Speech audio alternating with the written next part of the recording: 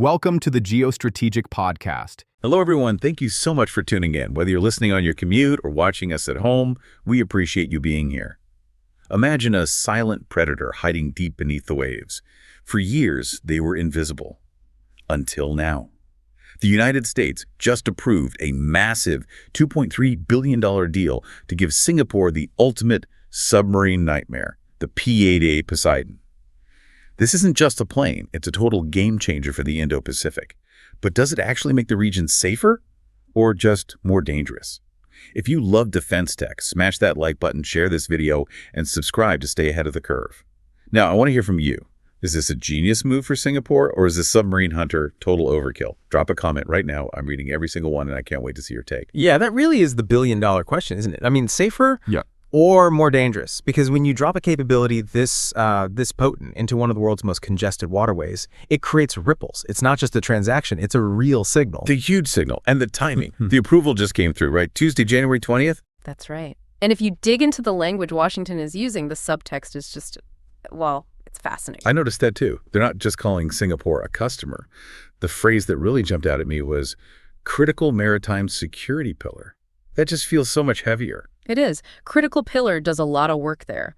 You really have to look at the map to get why. I mean, Singapore sits right at the throat of the Malacca Strait. One of the most important choke points in the world. The most important, you could argue, a huge chunk of global trade, and more importantly, the energy that powers East Asia, all flows through there. So the U.S. isn't just selling planes here. They are, in effect, reinforcing the gatekeepers. The sources even call out fierce competition for maritime connectivity routes. Which is a very polite way of saying everyone's fighting over control of the shipping lanes. Exactly. And the threat they're pointing to isn't pirates on speedboats anymore. It's specifically increased submarine activity in the South China Sea. The waters are just getting crowded with these silent hunters. And when you have that many subs in one area without good visibility, the risk of an accident, a miscalculation, it must just skyrocket. It does, which leads to this paradox, right? The argument that adding more military hardware actually makes things calmer. I know, it always feels like a bit of a head-scratcher. We need more weapons so nobody uses their weapons. It's the classic security dilemma. But the specific logic here, which the U.S. Defense Security Cooperation Agency, the DSCA, is really leaning on, is about transparency. They stated very clearly that this deal will not alter the basic military balance. Wait, hold on. How does giving one of the most advanced militaries in the region the world's best submarine hunter not change the balance? That's like a flat-out contradiction. Well, it changes the awareness, you see, not necessarily the offensive posture. The thinking is, if Singapore can essentially make the ocean transparent, if they know exactly who is where, it lowers the chance of a surprise. So a transparent ocean is a stable ocean. No one can sneak up on anyone else. That's the theory. Singapore becomes this key node for surveillance. They're not buying a bomber to strike a city, they're buying a flashlight to see in the dark. Okay, I can follow that logic. Deterrence through visibility. I know you could see me, so I won't try anything stupid. But let's talk about the price of this flashlight. $2.3 billion. That is a staggering amount of money. It's a massive sticker price, no doubt. But you have to peel back the layers. You're not just getting the keys to 4 Boeing P-8A Poseidon. It's a total package deal. It is. So, yes, you get the 4 jets. But the list also includes 8 MK-54 MOD-0 light torpedoes. And I saw a detail on that. They're coming directly from U.S. Navy stock. They're not being built new. No, and that screams urgency. Usually you get in line at the factory. Taking them from existing U.S. stocks suggests that getting these weapons into Singapore's hands is a priority now, even if the planes themselves arrive later. It implies an immediate capability, like borrowing a cup of sugar, if the sugar was a high-explosive torpedo. A good way to put it. But beyond the weapons, you have all the systems, the radars, the warning sensors. It's a whole hardware buffet. But I'd argue the most valuable thing in that box isn't metal. It's the software. Yeah. The network access. It's the membership card, the interoperability buzzword we keep hearing. Which is a buzzword, yeah, but in modern warfare, it's everything. Oh, it is everything. By buying the P-8A, Singapore is joining a very exclusive club. You've got the US, the UK, Australia, India. So they're all flying the same plane. All flying the same plane. It grants Singapore what they call material interoperability. Okay, so break that down for us. What does that actually mean in a real-world scenario? Think of it like smartphones. If everyone on your team has an iPhone, you can airdrop files, share locations on a map, FaceTime instantly. If one person has some weird off-brand phone, they're out of the loop. They might get a text 5 minutes later. And in submarine hunting, 5 minutes is an eternity. It's the difference between a successful mission and a disaster. So Singapore isn't just buying a plane, they're buying the ability to plug directly into the US and Australian data grids. They become a trusted and technologically compatible partner. He creates this unified front without a formal treaty.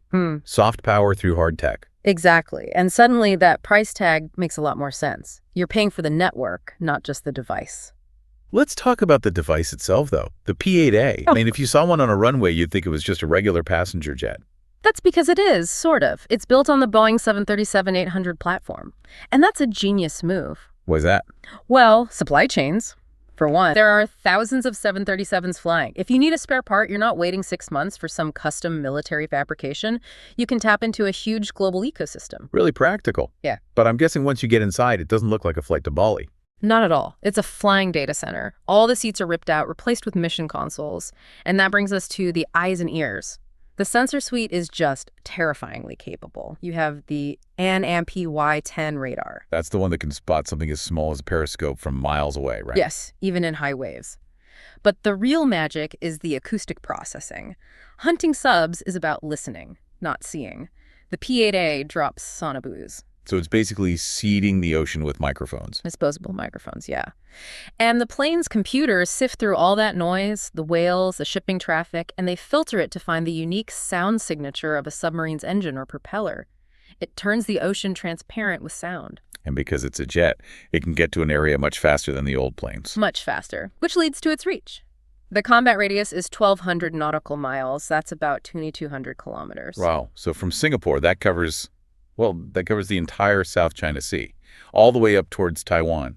It does, and that's just the radius to get to the area. The really important number is time on station. At that range, it can hang around and hunt for 4 hours. If the mission is closer, it can stay up for maybe 8, even 10 hours. That is a very long day at the office for that crew. It is, but the 737 airframe helps. It's pressurized, it's relatively comfortable, you're not getting your teeth rattled out by a turboprop. And a less fatigued crew is a more effective crew. Makes sense. And there's a bonus feature mentioned in the report. It can be refueled in midair. The infinite fuel tank. In theory. If they work with a tanker, they could stay airborne for over 20 hours. Now, that's not routine because of the crew, but strategically. It means Singapore can project surveillance power way, way beyond its immediate neighborhood. It turns them from a coastal defense force into a true blue water power. But we should compare this to what they have now, right? The Fokker 50s. Ah, the trusty Fokker 50s, an absolute workhorse. They've been flying them for over 30 years. And in defense tech, 30 years it's an eternity. It's the Stone Age. The Fokker is a turboprop. It's slower, has less range, and its sensors are just outmatched by modern, stealthy submarines. It's like trying to run modern video editing software on a computer from the 90s. It just can't keep up. That's a great analogy. And the submarines operating now, the Chinese Yuan class, for example, are incredibly quiet. So the P-8 isn't just an upgrade. The sources call it a qualitative leap. It's a total transformation. But, and this is the reality check, this isn't happening tomorrow. This is a very slow burn. A very slow burn. The deal was announced back in 2025. We get the approval now in January 2026. But the planes themselves, they aren't expected to be in operational service until the early 2030s. The early 2030s. That feels like a lifetime away in technology terms. Why such a long gap? It's not just about building the planes, it's about absorption. The Singapore Armed Forces are famously methodical. They don't just buy the fancy new toy, they build the entire playroom first. So they're training pilots, sensor operators, building the infrastructure. Exactly. They have to train crews who are used to turboprops to fly jets. They need to build secure data centers, hangars, all of it. They avoid what's called capability indigestion, where you have new gear sitting on the tarmac because nobody knows how to use it or fix it. Measure twice, cut once. Precisely. And speaking of the other stuff, the ecosystem here is just as important as the plane. That $2.3 billion includes a lot of hidden gear, things like the ALQ-213 electronic warfare system. Which is basically the plane's own defensive shield, isn't it? Because if you're out there hunting, someone's probably hunting you. Correct. The P-8 is a big target, so it needs to know if a missile is locked on, and it needs countermeasures to jam that threat. That's all included. Plus the high-grade cryptographic system. The secret codes to talk to their allies. The keys to the kingdom. You don't sell that to just anyone. It's another sign of that deep trust. There was one other detail in the fine print I found really telling. The report said there are no offset agreements in this deal. Why is that a big deal? It's huge. Usually when a country spends this much money, they demand a kickback. They'll say, okay, we'll buy your planes, but you have to build a factory in our country, or you have to buy our local products. It's a way to justify the cost. Buy our pineapples and we'll buy your jets. Exactly that. But Singapore waived that. There are no offsets here. And that signals pure strategic urgency. They aren't trying to boost their local economy with this. They want the capability, pure and simple, and they don't want the complications that slow things down. That says a lot about how they view the threat. They're cutting the red tape because the situation is too urgent to wait. It shows this is seen as an existential necessity, not an economic opportunity.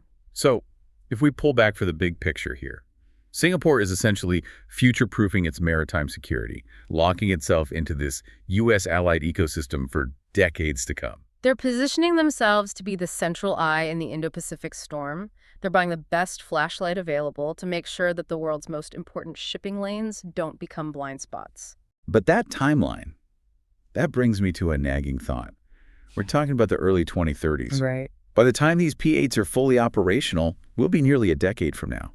And technology moves so fast. It does. And that's the risk with any major defense purchase.